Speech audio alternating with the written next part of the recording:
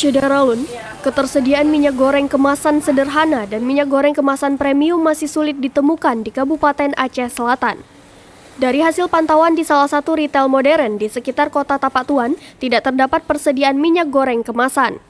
Rudi, salah satu pemilik retail modern mengaku, langkanya minyak goreng kemasan diakibatkan tidak adanya pasokan dari distributor resmi. Padahal, para pemilik retail modern di Tapak Tuan sudah mengajukan permintaan, namun hingga kini belum juga disalurkan. Dan saya juga sebagai owner sebuah swalayan Rahmat Sejahtera Mandiri, menyampaikan beberapa keluhan saya pribadi dan juga saya menerima keluhan berbagai elemen masyarakat mengenai kelangkaan minyak makan, dan saya sudah berusaha meminta kepada beberapa distributor. Sampai saat detik ini tidak pernah dapat sama sekali, terutama dari pihak distributor merek Sanku.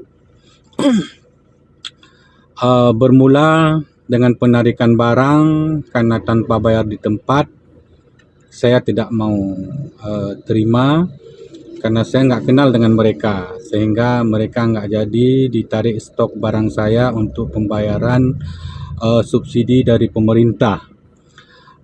Kemudian habis barang itu, saya minta kepada mereka juga nggak dikasih. Sampai saat ini saya nggak dikasih.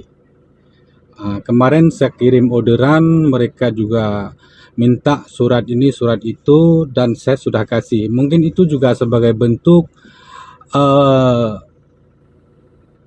penyulitan ya, dia untuk tidak mau kasih barang barangkali ya, mungkin asumsi saya demikian. Dan juga pada distributor Alam Jaya Bimoli, saya juga sudah ngomong dengan pihak distributornya yang bertanggung jawab via Bapak Ali sebagai ASM Barat Selatan. Kalau nggak salah di bulan Februari saya pernah melayangkan orderan, dan jawab beliau spontan, sampai saat ini Bimoli tidak diproduksi lagi katanya. Jadi saya bingung. Jadi di toko saya sekarang nggak ada minyak sama sekali. Rudi menduga kelangkaan minyak goreng ini terjadi akibat adanya permainan dari distributor.